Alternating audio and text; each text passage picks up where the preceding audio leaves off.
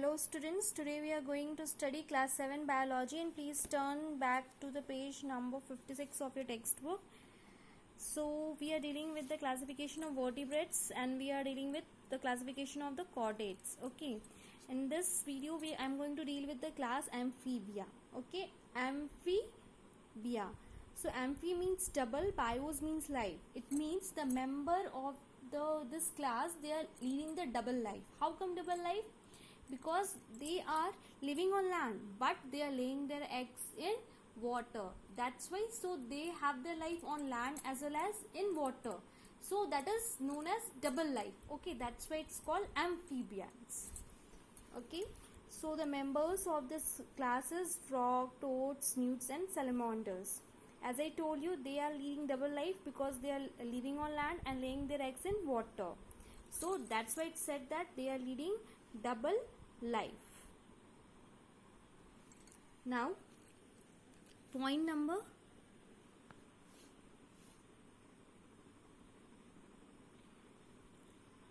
so these animals live partly on fresh water and partly on land, so they are living their some part of their life on in water and the rest on land, and they have the smooth, they can have the smooth or rough body structure, moist. Okay, when you will touch it, you will find wet kind of thing. Okay, slimy, when you will touch it will easily slip down from your hands. Okay, glandular. Okay, what does glandular word means? It means they have some glands present in their skin. For example, sweating glands. Why? Because they have to keep their body moist, so some glands are present in their skin that keep on secreting something. That's why their skin remains wet, and that kind of organisms are known as glandular. Okay, and mostly without scales. They don't have scales. All of you understand what is scales? As in the case of fish, they were having scales now in the class species.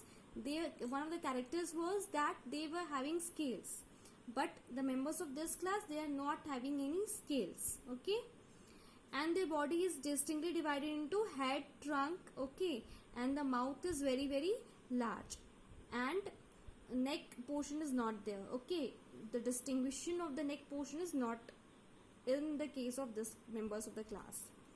And they have three chambered heart. What does it means? That means they are having two auricles and one ventricle.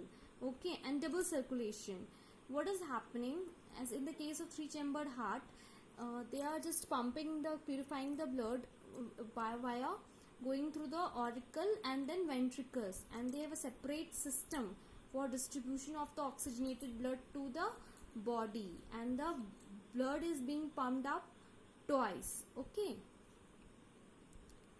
respiration, when they are in water, they are respiring by gills, and when they are present on land, they are respiring through lungs, skin. Okay, and when they're in water, they can respire through gills or mouth linings. Okay, oviparous, what does it means? The organisms that do the reproduction thing by laying eggs are known as oviparous animals, and they lay yolk laden eggs with gelatinous covering. Okay, yolky eggs. Okay, yolk is there and gelatinous covering. What does it means? Gel like covering is present above the eggs, and they usually lay their eggs in water.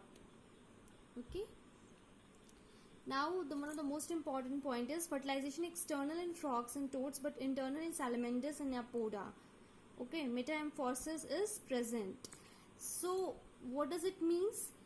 Fertilization is external, that means the fertilization, that means meeting of that sperms and egg is not happening inside the body of the female. Okay, it's happening somewhere else outside the body. That's why it's called external. Okay, and internal, it means when the fertilization process is happening inside the body of the female, then it's called internal fertilization. Okay, and next, metamorphosis is present. What does it means? That means different stages are attained in their life cycle. Okay, for example, from egg to pupa, pupa to adult. Okay, there is a consecutive change in this stage now, that is called metamorphosis. Okay, that is change in the life is observed. Now next we are going to deal with the class Reptilia. Okay, it means repri means to crawl. So the organism belonging to this group or class, they have the habit of crawling. They crawl. Okay, they are crawling vertebrate. Okay, crawling vertebrate means the vertebrate, that the organism that are having the backbone, but they are not walking, they are just crawling. Okay, moving on the ground by just through their bodies. Okay, not through the legs. So members are lizards, snakes, crocodiles and tortoise, and their body varies from divided into, and their body is distinctly divided into head, neck, trunk and then tail portion. Okay, head, neck, body and then tail. So teeth is present in all the reptiles except in tortoise and turtles. These two organisms are not having the teeth that belongs to this class. And respiration is happening through the lungs, because they are living on land, so they are respiring through the lungs only, and they don't have gills. Okay, and the heart is 3 chambered. Okay, 2 auricles and an incomplete divided ventricle, and when ventricle is there, but that is not fully specialized, not fully divided. Okay, only crocodiles, they are having 4 chambered heart, that means 2 auricles and 2 ventricles.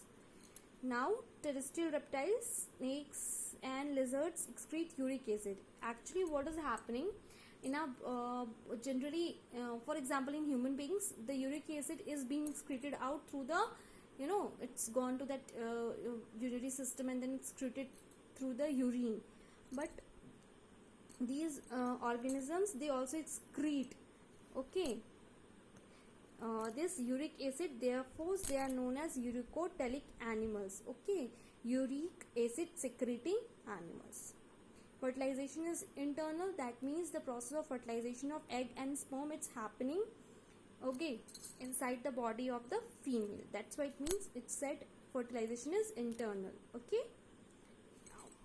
now coming to page number 57, dealing with the last point of the class Reptilia, that is most reptiles are oviparous. That means they are also producing, giving birth to their egg ones by laying eggs.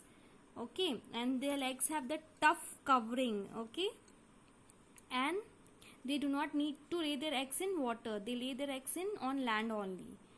And some are viviparous, lizards and snakes.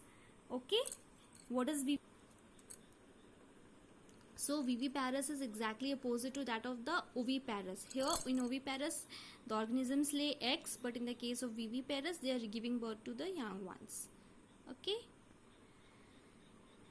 So students, for today's homework, you are supposed to learn the important points of the class Amphibia and class Reptilia. Okay, this is your homework. Clear? Thank you.